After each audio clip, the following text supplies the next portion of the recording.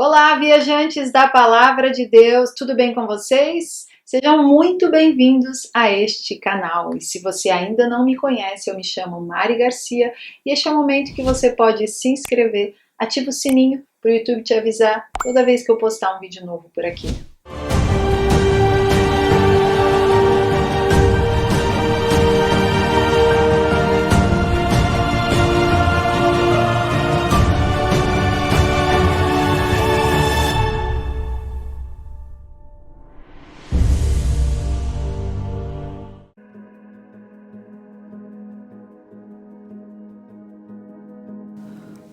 Um pouco de tempo e os ímpios não mais existirão.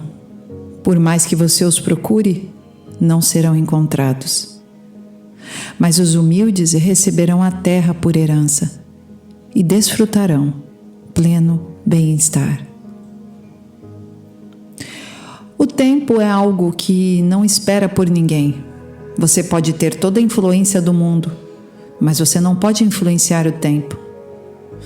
Tão certo quanto você está envelhecendo, nós estamos nos aproximando cada vez mais da volta de Cristo. A cada dia estamos mais perto do dia do julgamento, o dia em que livros serão abertos em frente de nós. E entre esses livros estará o livro da vida. Não se deixe enganar pelo conceito do tempo. Tiago 4, versículo 13. Ouçam agora vocês que dizem, hoje ou amanhã iremos para esta ou aquela cidade. Passaremos um ano ali, faremos negócios e ganharemos dinheiro. Vocês nem sabem o que acontecerá amanhã, que é a sua vida. Vocês são como a neblina que aparece por um pouco de tempo e depois se dissipa. Em vez disso, deveriam dizer, se o Senhor quiser, viveremos e faremos isto ou aquilo. Agora, porém, vocês se vangloriam das suas pretensões. Toda vanglória como essa é maligna. Portanto, pensem nisso. Quem sabe que deve fazer o bem e não o faz, comete pecado. Por isso falo e repito, esteja preparado, esteja com os olhos abertos. Comece a se aprontar. Se Jesus virá como ladrão à noite, ele virá como ladrão à noite para aqueles que estão nas trevas, para aqueles que estão usufruindo do pecado, achando que o tempo não vai chegar. Sabemos que antes da volta de Cristo virá um tempo onde saberemos que o anticristo estará reinando. E durante este tempo, é muito importante que você já esteja ciente e preparado da volta de Cristo. Como num piscar de olhos, quando Cristo vier, acontecerá a transformação dos nossos corpos. Portanto, haverão muitas mudanças para nós. Muitas coisas só se solucionam com o tempo. Talvez você passou por diversas dificuldades na vida e hoje, depois de muito tempo, você já olha com um outro olhar, um olhar compreensivo, um olhar de quem amadureceu com a experiência da vida. Talvez você olhe hoje alguém que está vivendo algo que você viveu há muitos anos atrás e pense, eu sei por onde essa pessoa vai passar. E às vezes mesmo você avisando, essa pessoa não consegue sair do erro, pois apenas o tempo mostrará a verdade para cada um. Mas você já parou para se perguntar quanto tempo nós temos? Por que será que muitos foram chamados, mas poucos foram escolhidos? Por que será que das 10 virgens, apenas 5 estavam prontas? Por que será que ele virá como o ladrão da noite? Simplesmente porque uma grande parcela da população não estará preparada. E toda vez que você vai participar de um evento importante, você se prepara para isso. Você se antecipa, pois pode acontecer de chegar o grande dia deste evento e você ser pega desprevenida e não ter uma roupa adequada, não ter um sapato adequado, não ter separado este horário, esta data, e ter colocado outro compromisso no lugar? Pois então, nós estamos nos preparando para este grande evento. Este grande evento virá após anos de tribulação. Mas, mesmo assim, para que você entre no tempo da grande tribulação, você precisa de um preparo. E Deus estará lapidando o seu povo durante a tribulação. Mas quanto tempo nós temos? Seria tão bom que soubéssemos, não é mesmo? Mas nós não sabemos. Por isso, comece a imaginar que isso não demorará tanto tempo assim. Talvez você esteja rodeado de pessoas que estão aguardando voltar uma vida ao normal. Mas eu te faço um convite. Não espere voltar a vida ao normal, mas espere melhorar a sua vida, a desapegar do mundo, a desapegar daquilo que você era tão apegado antes deste tempo em que estamos vivendo. E pense em coisas novas que Deus tem para a sua vida, coisas que você nunca experimentou. Salmo 90, versículo 12. Ensina-nos a contar nossos dias para que possamos obter um coração de sabedoria. Precisamos ter sabedoria quanto a como gastar o nosso tempo. O nosso tempo é super valioso. O tempo que você tem perdido reclamando e se fazendo de vítima e dizendo que não quer mais viver, é um tempo valiosíssimo que não volta mais. E ele pode ser utilizado para o seu crescimento. Talvez você pense que alguma pessoa que você tanto admira já está em um ponto tão alto e você nunca chegará igual a ela. Mas deixa eu te dizer, se você hoje se esforçar e começar a buscar no Senhor, talvez você, devagar e sempre, ultrapasse alguém que você acha que cresceu tão rapidamente. Cada um tem um trajeto no seu crescimento com Deus. Se para o irmão A ou B ele cresceu do dia para a noite e isso fez bem para ele, talvez para você precisou passar por uma fase depressiva e depois você terá um crescimento progressivo, vagaroso, mas você vai se alicerçar cada vez mais. E nisso Deus se fará presente na sua vida, pois mais vale a casa com luto do que com alegria. Por quê? Pois é tão bom estar alegre, é ou não é? Mas quando nós estamos na casa de luto, nós estamos olhando para o nosso coração, nós estamos olhando para o nosso erro. Nós, de uma vez por todas, deixamos o nosso ego para trás e passamos a olhar para as nossas fragilidades e dificuldades e entender que somos seres falhos. E é aí que Deus consegue trabalhar ao nosso favor. Deus só consegue agir dentro de nós quando nós permitimos. Nós temos essa liberdade, o livre-arbítrio. Portanto, perca o seu tempo com amigos que te levem para Deus. De uma vez por todas, afaste-se de pessoas que estão te levando para o pecado. Você ainda não é capaz de trazê-los para a luz, então afaste-se deles. 2 Coríntios 6, versículo 17. Portanto, saiam do meio deles e separem-se, diz o Senhor. Não toquem em coisas impuras e eu os recebereis. Sereis o seu pai e vocês serão meus filhos e minhas filhas, diz o Senhor Todo-Poderoso. Precisamos usar direito este tempo tão precioso que nós temos. A nossa vida não passa de um sopro. Nós estamos aqui por vontade de Deus, com um coração grato e bendizendo ao Senhor. Devemos ultrapassar os nossos dias, aproveitando ao máximo cada minuto, como se amanhã fosse tarde para todos nós. Salmo 39, versículo 4. Mostra-me, Senhor, o fim da minha vida e o número dos meus dias, para que eu saiba quão frágil sou. Desde aos meus dias o comprimento de um palmo. A duração da minha vida é nada diante de ti. De fato, o homem não passa de um sopro. Sim, cada um vai e volta como uma sombra. Em vão se agita, amontoando riqueza, sem saber quem ficará com ela. Dê uma olhada ao seu redor e veja os sinais dos tempos. Nós vemos fome, peste, desastres naturais, guerras, Em todos os lugares, profecias bíblicas têm se cumprido diante dos nossos olhos. Sabemos que o anticristo está às portas e que em breve Jesus voltará e buscará o seu povo, enquanto os muitos dormem ao chamado de Deus. Romanos 13, a partir do versículo 8: não devam nada a ninguém, a não ser o amor de uns pelos outros, pois aquele que ama seu próximo tem cumprido a lei.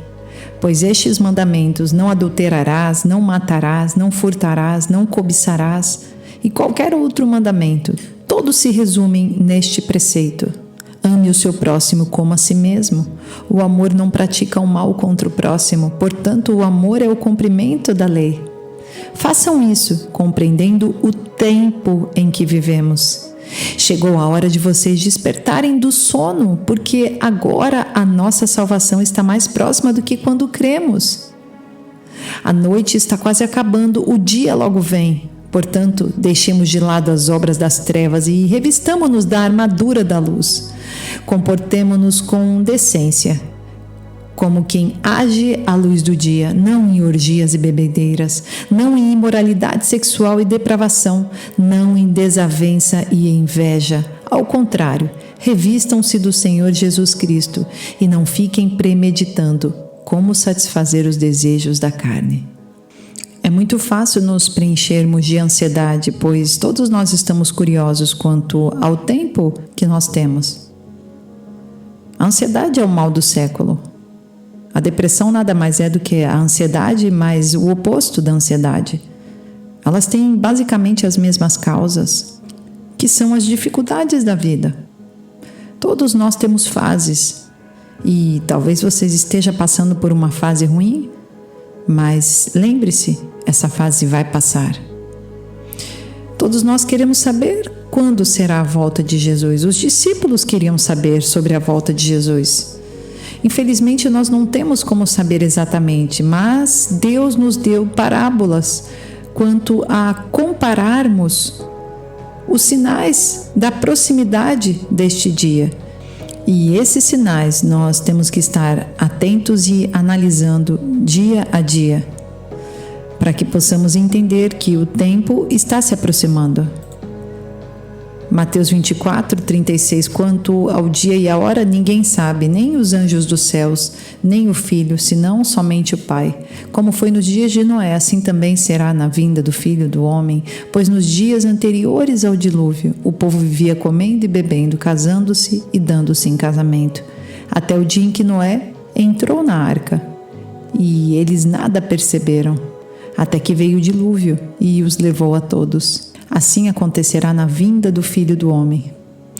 Perceba que Noé estava atento à voz de Deus. Ele estava atento ao tempo que ele tinha. Ele fez uma preparação para aquele dia. E por causa disso, o mal veio sobre o lugar que ele estava. Ele não foi retirado daquele lugar, ele foi protegido. Ele estava espiritualmente avisado. Ele estava vivendo num plano do sobrenatural de Deus. Ele não estava vivendo no mesmo plano que os homens ao redor dele estavam, que o mundo estava se apresentando a ele. Comendo e bebendo, casando-se e dando-se em casamento. Aqui mostrando que as pessoas estavam preocupadas em seus compromissos do dia a dia, mas ninguém realmente estava preocupado em seu compromisso com Deus.